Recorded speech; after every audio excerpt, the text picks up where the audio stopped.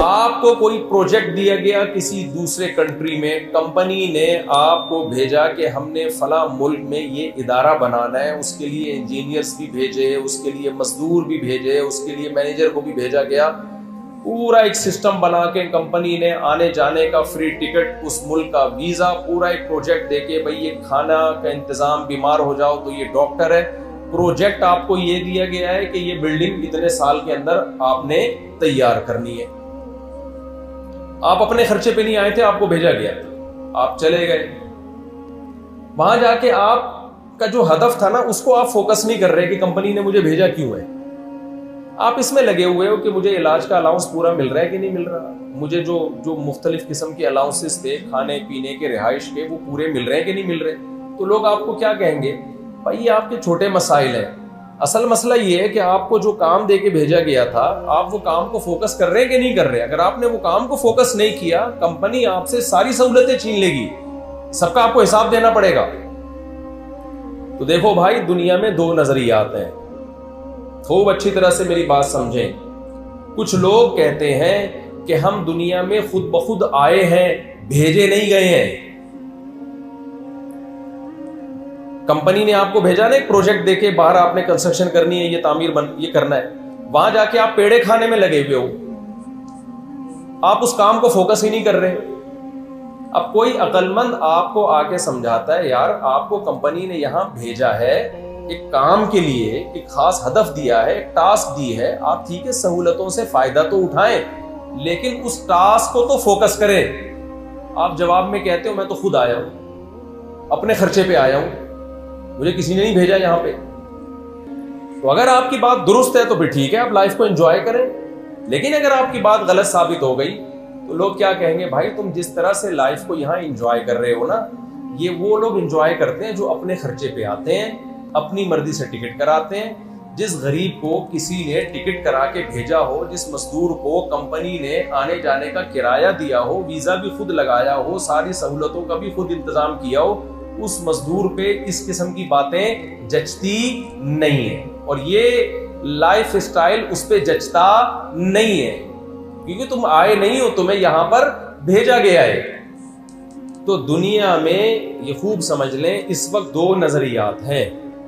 कुछ लोग कहते हैं कि हम दुनिया में खुद ब खुद पैदा हुए हैं, खुद ब खुद आए हैं, ये दुनिया बिग बैंग थ्योरी के नतीजे में धमाके से फटी और फिर इवॉल्व होते होते ऑटोमेटिकली एक सेल वजूद में आया, फिर उस सेल से जानवर वजूद में आया, बंदर वजूद में आया, बंदर से होते होते ऑटोमेटिकली एक इंसान बन गया, गाय बन गई, भैंस बन गई, कुत्ते, बिल्ले, मुर्गियां, सब ऑटोमेटिकली ये सारा निजाम सज धज के तैयार हो गया।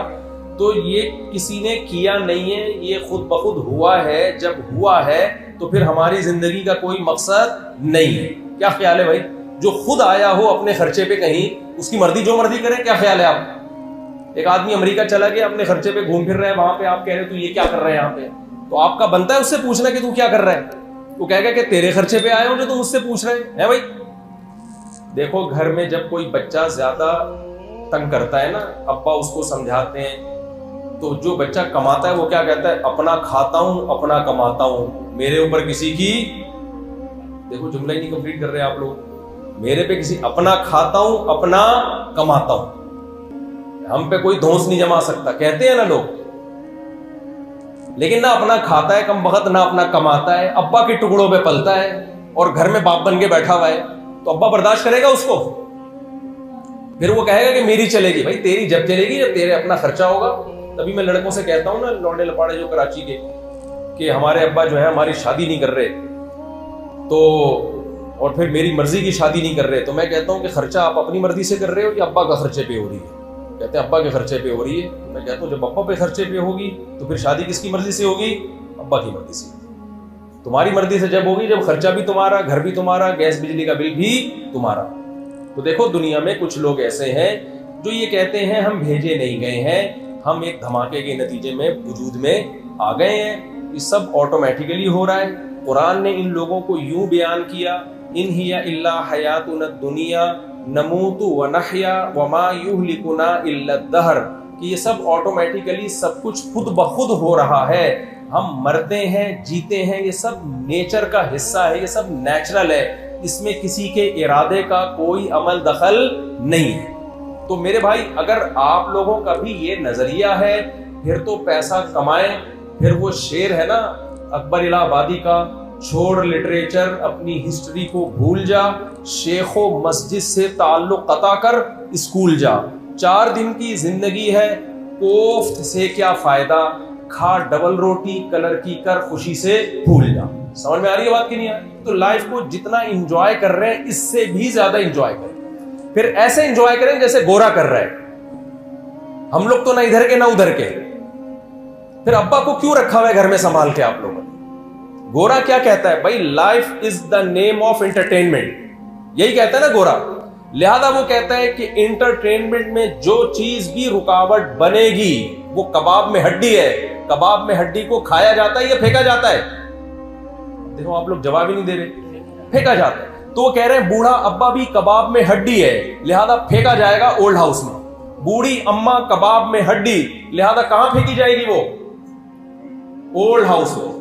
गोरों के अब्बा अम्मा का मुस्तकबिल क्या है? Old house. कहते हैं उधर एक फादर डे मदर डे में थोड़ा सा सलाम दुआ कर लेंगे, कोई 5-10 रुपए की चॉकलेट भेज लेंगे। लाइफ एंटरटेनमेंट का नाम है। बूढ़ा अब्बा खांसेगा, अम्मा खांसेगी, जरासीम फैलेंगे। हम जरासीम लेस जिंदगी गुजारना चाहते हैं। जरासीमों वाली जिंदगी से हमें शदीद नफरत। समझ में आ रही है बात कि नहीं आ रही? अच्छा, गोरे ने कहा कि life is the name of entertainment, लिहाजा एंटरटेनमेंट में शादी भी बहुत बड़ी रुकावट है, क्योंकि सिर्फ बीवी नहीं मिलती आपको। उन्होंने मुस्लिम फैमिलीज में देख लिया कि 4-5 साले भी जहेज में मिलते हैं आपको, एक आध ससुर भी आपको जहेज में मिलते हैं, सास भी जहेज में मिलती है। मैं अभी ससुरालियों की दावतें निपटा रहा हूं, आज भी जाना है कहीं ससुराल मुझे। समझ रहे हो? गोरा इस टेंशन से क्या है?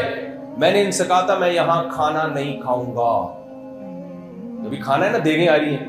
इन्होंने मुझे कहा कि मुफ्ती साहब आपने खाना खाना है। मैंने कहा इम्पॉसिबल, क्योंकि मेरे एक ससुराल में आज मेरी दावत है। मैं फिलिस्तीनी होके इसराइल से फड्डा, बोलो ये वाला फड्डा नहीं ले सकता। बस ये अभी नंबर लगे हुए हैं ना ससुराल। गोरा इस टेंशन से क्या है? बोलो आजाद। न साला उनका, न सास, न ससुर।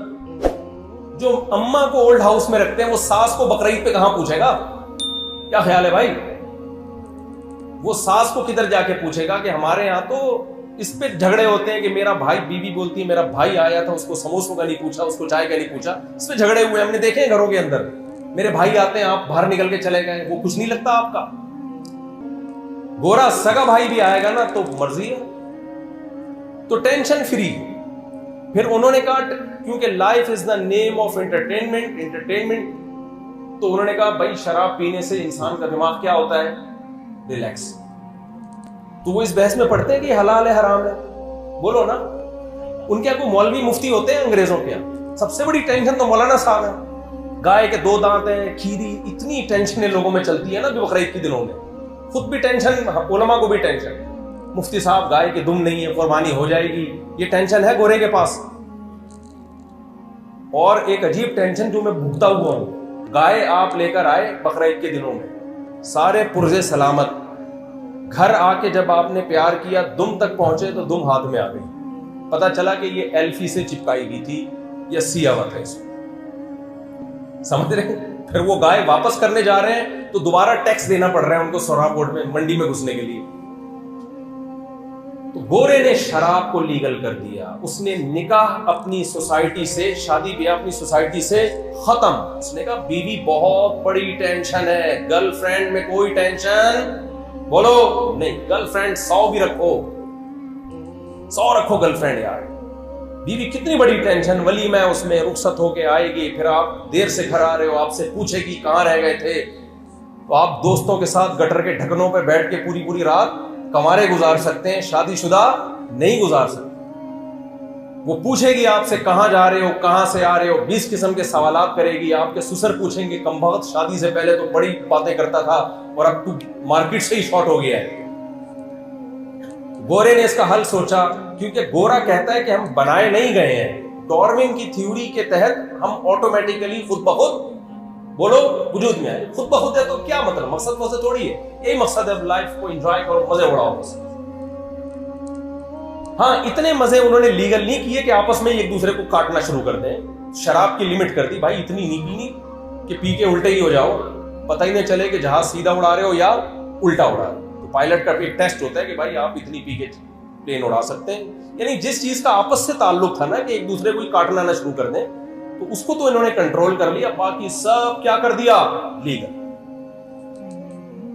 और उस अय्याशी की इंतहा को पहुंचते पहुंचते होमोसेक्सुअलिटी को लीगल कर दिया उन्होंने, जो जिसके तस्वुर से घिन आती है इंसान, जो इंतहाई गलीज काम, लेकिन मुनाफकत नहीं है।